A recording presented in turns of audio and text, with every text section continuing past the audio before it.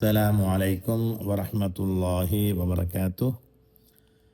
அன்பார்ந்த நண்பர்களே, சகோதரர்களே, உறவினர்களே, இந்த பதிவில் நாம் பார்ப்பது சகோதரர் முஃபாரிஸ் ரஷாதி அவர்கள் ஹைத் நிஃபாஸ் ஜனாபத்துடைய நிலையில் புனித அல் குர்ஆனை ஓதலாம் என்று சொல்லியிருக்கிறார். ஓதுவது ஹராம் என்று சொல்லப்பட்டதற்குரிய ஆதாரம் எல்லாம் பலகீனமானது, அதெல்லாம் எடுக்க முடியாத என்ற நிலைப்பாடையும் வெளிப்படுத்தியிருக்கிறாரு. அது அவருடைய நிலைப்பாடு என்றும் சொல்லியிருக்கிறார். எனவே நாம் முதலாவது இந்த சட்டத்தையும் அதற்குரிய ஆதாரத்தையும் நாம் விளங்கி கொண்டு, இரண்டாம் கட்டமாக சகோதர முஃபாரிஸ் ரஷாதி சொன்ன ஆதாரங்கள் ஓதலாம் என்பதற்கு அவர் முன்னெச்சரிக்கக்கூடிய ஆதாரங்களை ஒவ்வொன்றாக ஆறுதலாக பார்ப்போம் இன்ஷா அல்லாஹ். இதில் முதலாவதாக அந்த சட்டத்தை நாங்கள் விளங்குவோம். அதாவது ஜும்ஹூர் உலமாவுடைய பொதுவான நிலைப்பாடு சஹாபாக்களிடம் துவங்கி தாபியவுன்கள் தாபியங்களிடமிருந்து துவங்கி இன்று வரைக்கும் 1400 வருட காலமாக ஜும்ஹூர் உலமாக்கள் எல்லாருடைய முழு தெளிவான நிலைப்பாடு தான் ஹைத் ஜனாபத்துடைய நிலையில் புனித அல் குர்ஆன ஓதுவது ஹராம் என்பது மிக தெளிவான நிலைப்பாடு. அதிலும் நாம் பொதுவாக ஷாஃபி மதுஹபுடன் சம்பந்தப்பட்ட நிலைப்பாடை நான் பேசுவோம். ஏனென்றால் அதுதான் நான் விமர்சித்து இருக்கிறார் சகோதரர் முஃபாரிஸ் ரஷாதி அவர்கள். எனவே இமாம் நவவி ரஹிமஹுல்லா அந்த சட்டத்தை வழங்கப்படுத்தக்குள்ள என்னென்ன வழங்கப்படுத்துகிறார்கள்? பொதுவான எங்களுடைய நிலைப்பாடு அதான் ஹைதுடைய நிலையில் அல் குர்ஆனை ஓதுவது ஹராம் என்பதுதான். யாரிடம் சொல்லப்பட்டது? வஹுவ மர்வியுன் அன் உமர வ அலியின் வ ஜாபிர் ரலியல்லாஹு அன்ஹும். சஹாபாக்கள் நிறைய பேர், குறிப்பாக உமர், அலி, ஜாபிர் ரலியல்லாஹு அன்ஹும் இந்த சஹாபாக்கள் நம்மிருந்து அறிவிக்கப்பட்டிருக்கிறது. அதே போல் தாபியங்களுடைய பகுதியில் வபிஹி கால அல் ஹசன் அல் பிஸ்ரி, ஹசன் பஸ்ரி ரஹ்மஹுல்லா அவர்கள், கதாதா ரஹ்மஹுல்லா, அத்தா இப்னு அபி ரபா ரஹ்மஹுல்லா, அபுல் ஆலியா, அது இப்ராஹிம் அன் நஹாய் ரஹ்மஹுல்லா, சயீத் இப்னு ஜுபைர் ரஹ்மஹுல்லா, இமாம் ஜுஹ்ரி, இமாம் இஸ்ஹாக் இப்னு ராஹவைஹி, இமாம் அபு சௌர் போன்றவர்கள், ஏன் இமாம் மாலிக், அபு ஹனீஃபா, அஹ்மத் இப்னு ஹம்பல் ரஹ்மஹுல்லா, எல்லார்ட்டையும் இதுதான் பொதுவான நிலைப்பாடு. அதில் எந்த மாற்று கருத்தும் இல்லை. அதில் அடுத்த மாலிக்கி மதபில் சின்ன ஒரு மாற்றத்தோடு சொல்லியிருக்கிறாங்க.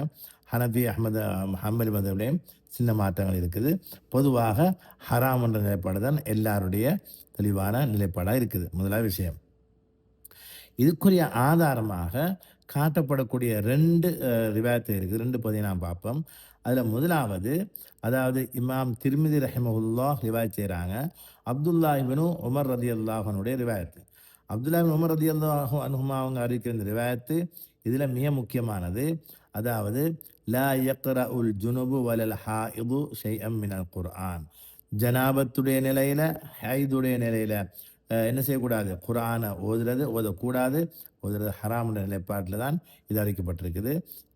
இந்த விஷயத்தை அறிவித்த இமாம் திர்மிதி ரஹிமஹுல்லா அவர்கள் என்ன செய்கிறாங்க? மேலும் சொல்கிறாங்க, வஹுவ கவுலு அக்ஸரி அஹ்லில் இல்ம். சஹாபாக்கள், தாபியன்கள், தாபியங்கள் இவங்க எல்லாரிலும் உலமாக்களுடைய அதிகமான பெரும்பான்மையானவர்களுடைய நிலைப்பாடு இதுவாகத்தான் இருந்திருக்கிறது என்பதை சொல்கிறாங்க. வஹுவ கவுலு அக்ஸரி அஹ்லில் இல்ம் மின் அஸ்ஹாபின் நபி ஸல்லல்லாஹு அலைஹி வஸல்லம். சஹாபாக்கள், வத்தாபிஈன், தாபியீன்கள், வமன் பாதஹும் அதுக்கு பிறகு வந்தவர்கள், மிஸ்ல் சுஃபியான் அத்-தௌரி ரஹிமஹுல்லா, அப்துல்லா இப்னு முபாரக் ரஹிமஹுல்லா, இமாம் ஷாஃபி ரஹிமஹுல்லா, அஹ்மத் இப்னு ஹம்பல், இஸ்ஹாக் இப்னு ராஹவைஹி, இவங்க என்ன சொல்றாங்க? லா தக்ரஇல் ஹாயிது வலல் ஜுனுபு மினல் குர்ஆனி ஷைஅன். இந்த ஹைத் ஜுனுபாடிகள் எந்த நிலையிலையும் குர்ஆனை கொஞ்சம் கூட ஓத இயலாது என்றதை தெளிவாக பேசிட்டு சொல்கிறாங்க. ஜனாபத்துடைய ஹைதுடையவங்களுக்கு தஸ்பீஹ், தஹ்லீல், சுபஹானல்லாஹ், லா இலாஹ இல்லல்லாஹ் சொல்வதற்கு அனுமதி இருக்கிறதா? இல்லை பிரச்சனை இல்லைன்னு சொல்லிக்கிறாங்க. எனவே இந்த ரிவாயத் செஞ்ச யார்? இமாம் திர்மிதி ரஹ்மஹுல்லா அவர்கள் கூட மிச்சம் தெளிவாக யார் இந்த அமல் செய்திருக்கிறார்கள் என்ற விஷயத்தை பேசியிருக்கிறார்கள், ஹதீஸை ரிவாயத் செய்திருக்கிறார்கள். இப்பொழுது நாங்கள் பார்க்க வேண்டிய ஒரு பகுதி தான் இந்த ஹதீஸுடைய தன்மைகள். இந்த ஹதீஸை ஏற்க ஏலுமா ஏலாத தலைப்பு வேறையாக இருக்குது. இதில் யார்? ஹாஃபிஸ் இப்னு ஹஜர் அல் அஸ்கலானி ரஹிமஹுல்லா அவர்கள் ஃபத்ஹுல் பாரியில் இந்த தலைப்பில் பேசிக்கொண்டு வரக்குள்ள சொல்கிறாங்க, வல் மாரூஃபு இந்தனா அல் ஜஸ்மு பித் தஹரீம். எங்களுக்கு மிக தெளிவான நிலைப்பாடு தான் பொதுவாக உலமாக்கிறது அறியப்பட்ட மிக முக்கியமான பகுதி ஒன்று தான் இது ஹராம் என்பது. யார் இந்த மூன்று நிலையிலையும் ஜனாபத், ஹைல், அடுத்தது நிஃபாஸுடைய நிலையில் இருக்கக்கூடியவர்கள் குர்ஆனை ஓதுவது ஹராம் என்பது தான் என்ன பொதுவான நிலைப்பாடு. அதில் எந்த மாற்று கருத்தும் இல்லைன்றதை மிக தெளிவாக உறுதியாக சொல்கிறாங்க. மேலும் அவங்க என்ன சொல்கிறாங்கன்னு சொன்னால் இந்த ஹதீஸில் தன்மைகளை வழங்கப்படுத்துகிறாங்க. இது எந்த நிலைப்பாடு எடுக்கலாமா, இதில் இந்த ஆதாரம் எடுக்கலாமா, எடுக்க இயலாதா என்ற நிலையை ஹாஃபிஸ் இப்னு ஹஜர் அல் அஸ்கலானி ரஹிமஹுல்லா அவர்கள் மிக தெளிவாக சொல்கிறார்கள். வஅலம் அன்ன முஅ்தமதல் ஜும்ஹூர் அலா ஹாதல் ஹதீஸ். ஜும்ஹூர் உலமாக்கள் இந்த ஹதீஸை என்ன செஞ்சு எடுத்துக்கிறாங்க, ரெண்டு ஹதீஸை பிரதானப்படுத்தி அதில் உள்ள பிரச்சனையை பேசுவாங்க. அதாவது அலி ரலியல்லாஹு அன்ஹு ரிவாயத் ஒன்று இருக்குது. என்ன ரிவாயத்து? ரசூலுல்லாஹி ஸல்லல்லாஹு அலைஹி வஸல்லம் புனித அல் குர்ஆனை போதிப்பார்கள் எது வரைக்கும் என்றா ஜனாபத்துடைய நிலையில இல்லாத வரைக்கும். மாலம் யகுன் ஜுனுபன், ஜனாபத்துடைய நிலையில இருந்தாங்கன்னு சொன்னா என்ன செய்வார்கள், ஓதி கொடுக்க மாட்டாக நிறுத்தி விடுவார்கள். அந்த ரிவாயத்து. அடுத்தது நாங்கள் முன்னால் சொன்ன அப்துல்லா இப்னு உமர் ரலியல்லாஹு அன்ஹு ரிவாயத்து. இந்த ரெண்டு ரிவாயத்தையும் முதன்மைப்படுத்தி பேசுவாங்க. அதில் முதலாவது அலி ரலியல்லாஹு அன்ஹுடைய ரிவாயத்து இருக்குதானே, அதில் என்ன பிரச்சனைண்டா அப்துல்லா இப்னு சலிமா என்று சொல்லக்கூடிய அறிவிப்பாளர் வருவார். அதனால் அந்த ஹதீஸ் பிலகீனமாகும். அவர் பிற்பட்ட காலத்தில் இஃப்திலாத் என்ற அந்த மறதி கொஞ்சம் ஏற்பட்டுச்சு அவருக்கு. அதனால் அந்த ஹதீஸ். இரண்டாவதாக அப்துல்லா இப்னு உமர் ரலியல்லாஹு அன்ஹு அந்த ரிவாயத்து இருக்குது. அவங்க ரிவாயத்தில் என்ன பிரச்சனைன்னு சொன்னால் இஸ்மாயில் இப்னு ஐயாஷ் என்று வருவார். இமாம் திர்மிதி, இப்னு மாஜாலாம் இருக்கு ரிவாயத். இப்போ இந்த ரிவாயத்துகள் எல்லாத்தையும் முழுமையாக ஆய்வுக்கு எடுக்கிறாரு. இமாம் தாரகுத்னி ரஹிமஹுல்லா ஒரு ரிவாயத் செஞ்சுக்கிறாங்க, அதுவும் பெலகீனமானது. எல்லாம் பெலகீனமானது. இதனால தான் அவங்க சொல்கிறாங்க இந்த ரிவாயத் எல்லாம் பெலகீனமானது எல்லாத்தையும் தெளிவாக இப்னு ஹஜர் அல் அஸ்கலானி சொல்லி கொண்டு வந்துட்டு முடிவாக ஒரு சப்ஜெக்டை சொல்கிறாங்க. வஃபில் பாப் அஹாதீசு உஹரு தஈஃபா. இந்த தலைப்பில் வேற தஈஃபான நிறைய ஹதீஸ்கள் இருக்கின்றன. வகது யன்தஹி மஜ்மூஉஹா இலா கலபாத்திஸ் ஸுனூன். இந்த எல்லா ஹதீஸ்களும் ஒன்று சேர்ற நேரத்தில் பெரும்பாலும் ஏற்றுக்கொள்ள முடியுமான நிலையில் அந்த ஹதீஸுடைய நிலைகள் வந்து சேர்ந்துடும். ஆதாரத்தின் அடிப்படையில் மிகவும் என்ன உறுதியான சாத்தியமான ஏற்றுக்கொள்ள முடியுமான நிலைக்கு அது வந்துடும். வஹிய காஃபியத்துன் ஃபில் மஸ்அலா. அவைகள் இந்த மஸ்அலாக்கு வேண்டி மட்டும் போதுமானது. ஃபல் முக்தாரு மா அலைஹில் ஜும்ஹூர். எனவே ஜும்ஹூர் உலமாக்கள் எப்படி ஹராம் என்ற நிலைப்பாட்டில் இருக்கிறாங்களோ அதுதான் இதுக்குரிய முடிவு என்பதை சேர்த்து இப்னு ஹஜர் அல் அஸ்கலானி ஃபத்ஹுல் பாரியில் தெளிவாக சொல்லிக்கிறாங்க. அதான் நான் சொன்ன இந்த ஜும்ஹூருடைய நிலைப்பாடுக்கு இந்த ரெண்டு ஹதீஸ் பிரதானமான விஷயம். இந்த ரெண்டு ஹதீஸும் தயஃபானது. ஆனால் இதில் இருந்து எடுக்க இயலுமாண்டா எடுக்கலாம்ன்ற சொல்லிக்கிறாங்க. அவங்க சொல்லிட்டு பிறகு கீழே என்ன செய்கிறாங்க, விளங்கப்படுத்துகிறாங்க. அதில் ஒன்று தான் நான் ஏற்கனவே சொன்னோம், அலி ரலியல்லாஹு அன்ஹுடைய ரிவாயத்தை சொன்ன அறிவிப்பு பற்றி. அந்த அறிவிப்பு எங்கெங்க வருது என்று சொன்னா அபூதாவுத், திர்மிதி, நசாய், இப்னு மாஜால வருது. இந்த ஹதீஸை சஹீன்னு சொன்னவர்கள் யாரு? இமாம் ஷுஅபா, இப்னு ஹுஸைமா, இப்னு ஹிப்பான், ஹாக்கிம் ரஹிமஹுமுல்லா எல்லாம் இந்த ஹதீஸ் சஹீன்னு சொல்லியிருக்கிறார்கள். ஆனாலும் கூட அந்த அறிவிப்பாளர் தொடரில் சின்ன பிரச்சனை இருக்கிறதால இப்னு ஹஜர் அல் அஸ்கலானி விளங்கப்படுத்துறாங்க. எல்லா ஆய்வையும் செஞ்சுட்டு கடைசியாக முடிவாக சொல்றார்கள், வல் ஹக்கு அன்னஹு மின் கபீரில் ஹசன் யஸ்லுஹு லில் ஹுஜ்ஜா. இந்த சரியான முடிவு என்னன்னு சொன்னா இந்த ஹதீஸ் என்ன செய்யலாம், ஹசனுடைய அந்தஸ்துக்கு வந்துடும். ஹசன் லி கைரிஹின்னு சொல்றது அந்த அந்தஸ்துக்கு வந்துட்டால் அது என்ன, யஸ்லுஹு லில் ஹுஜ்ஜா. ஆதாரத்துக்கு எடுக்கலாமா எடுக்க இயலாதாண்டா தாராளமா ஆதாரத்துக்கு இதனை பாவிக்கலாம், எடுக்கலாம், அது எந்த பிரச்சனையுமே இல்லைன்றதை வழங்கப்படுத்தியிருக்கிறார்கள். எனவே நான் என்ன செய்யணும்னு சொன்னா ஜும்ஹூர் உலமாக்கள் இந்த நிலைப்பாட்டுக்கு வந்திருக்கிறார்கள். முதலாவது ஜும்ஹூர் உலமாக்கள் இந்த உம்மத்தில் முழு பேரும் தெளிவாக இருக்கிறார்கள். ஹைதுடைய நிலையில், ஹைத் நிஃபாஸ் ஜனாபத்துடைய நிலையில் புனித அல் குர்ஆனை ஓதுவது ஹராம் என்பது தெளிவு. முதலாவது விஷயம். அதுக்கு ஆதாரம் என்ன? இந்த ரெண்டு ஹதீஸ் அப்துல்லா இப்னு உமர் ரலியல்லாஹு அன்ஹுவுடைய அடுத்த அலி ரலியல்லாஹு அன்ஹுடைய ரிவாயத்து பிரதானமானது. அந்த ரெண்டு ரிவாயத்திலையும் அப்துல்லா இப்னு உமர் ரலியல்லாஹு அன்ஹுவுடைய திருமதியில் வரக்கூடிய ரிவாயத்து இருக்குது. அது வரக்கூடியவர் யாரு?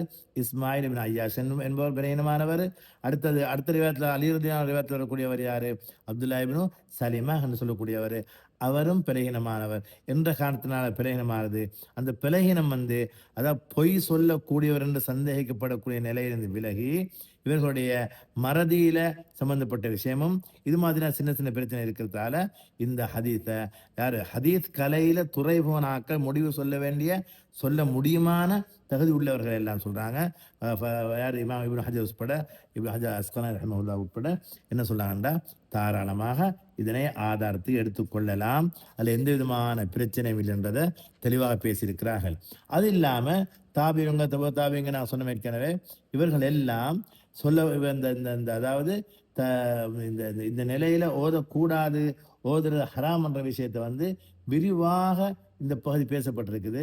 குறிப்பாக அதாவது இமாம் சுனத் தாரமினி பார்த்தீங்கன்னு சொன்னா கிட்டத்தட்ட 11 ரிவாயத்துகள் இருக்குது. அது என்ன ஆசார்கள் இருக்குது, சஹீஹானது நிறைய இருக்குது, ஹசனுடைய அந்தஸ்துலையும் இருக்குது. என்ன செய்யலாம், அதில் நான் ஃபுல்லாக சொல்லி முடிக்கிற நேரம் போயிடும். அதில் கிட்டத்தட்ட 11 ரிவாயத் கிட்ட இருக்குது. அல் ஹாயில் வல் ஜுனுப் எத் குரான் இல்லாஹ வயு சம்மியானி, இவங்க திக்ர் தான் செய்வார்கள், என்ன பிஸ்மில்லாம் சொல்லலாம், பிரச்சனை இல்லைன்னு இருக்குது. அடுத்த ரிவாயத்துகளில் ஹசனான தர்ஜால சில விஷயம் வந்திருக்குது. அது ஜுனுப் அல் ஹாயிது லா யக்ரா அல் குர்ஆன். இமாம் ஆமிர் ரஹ்மஹுல்லா என்ன சொல்கிறாங்க, இவங்க அந்த ஜனாபத்துடைய ஹைதுடைய நிலையில் குர்ஆன் ஓதக்கூடாது, இஸ்னாத் ஹசனுடைய அந்தஸ்தில் வந்திருக்கிறது, ஹசன் ஏற்றுக்கொள்ள முடியுமான நிலைப்பாட்டில் அது இருக்குது. இது மாதிரி நிறையவே வந்திருக்குது. அதே மாதிரி என்ன இது வாட்சி கொண்டே போனால் முடிக்க இயலாது. தாராளம் ஆதாரம் என்று சொல்லி வரக்குள்ள, ஆதாரம் என்று வந்தால் ஒரு ஆதாரம் தாராளமாக போதும். ஆதாரம் எண்ணிக்கையில் வர வேண்டிய எந்த அவசியமுமே இல்லை. இந்த இடத்துல 2 ரிவாயத்தும் பலகீனமானது, ஆதாரம் எடுக்க முடியுமான நிலையில உள்ளது. பலகீனம்ண்டா இது ஹசன் லி கைரிஹின்னு வந்தால் அது மக்பூல் என்ற ஏரியாவுக்கு வந்துடும், ஏற்றுக்கொள்ளலாம், ஆதாரம் எடுக்கலாம் என்ற நிலையில் இருக்குது என்று நான் சொந்தமாக சொல்லல. இப்னு ஹஜர் அல் அஸ்கலானி ரஹ்மத்துல்லாஹ் தெளிவாக சொல்லியிருக்கிறார்கள். அடுத்த ஜும்ஹூர் உலமாவுடைய நிலைப்பாடு சொல்லியிருக்கிறார்கள். இது சஹாபாக்களுடைய நிலைப்பாட்டிலிருந்து வந்திருக்குது. எனவே சஹாபாக்களும் இது உமர் ரலியல்லாஹு அன்ஹு, உமர் ரலியல்லாஹு அன்ஹுமா, அடுத்தது ஜாபிர் ரலியல்லாஹு அன்ஹு போன்ற சஹாபாக்கள், இவங்க எல்லாரும் இதே நிலையில் தான் இருக்கிறார் என்பதை மிக தெளிவாக நாம் பார்த்தோம். எனவே சகோதரர் முஃபாரிஸ் ரஷாதி அவங்க சொல்லியிருக்கக்கூடிய விஷயத்தில் ஆதாரம் இல்லை, பலகீனமானது, இது சரியான முடிவில்லைன்னு சொன்னது அவருடைய ஆய்வு எந்தளவு தூரம் என்று நாங்கள் விளங்கிக் கொள்ளலாம். குறிப்பாக ஹதீஸுடைய நிலையம், ஹதீஸுடைய மானா, ஹதீஸுடைய உள்ளக அர்த்தங்களை விளங்குவதற்கு ஹதீஸ் கலை அறிஞர்களுடைய விஷயத்தை தான் எடுக்கணுமே தவிர, ஒரு வார்த்தையை ஒரு வரியை வாசிச்சுட்டு சொல்லக்கூடிய விஷயங்கள் எடுத்தோம்னு சொன்னால் எங்களோட ஈமானும் அமலும் பழுதா போயிடும். எனவே நாங்கள் சரியாக மார்க்கத்தை விளங்கி இபாதத் செய்து கொள்வோம். இன்ஷா அல்லாஹ் அடுத்த பகுதியில் முஃபாரிஸ் ரஷாதி அவர்கள் ஓதலாம் என்ற சில ஆதாரம் சொல்லியிருக்கிறார். அது சம்பந்தமான ஆய்வை அடுத்த எடுப்போம். ஜஸாக்குமுல்லாஹ், பாரக்கல்லாஹு ஃபீக்கும், வஸ்ஸலாமு அலைக்கும் வரஹ்மத்துல்லாஹி.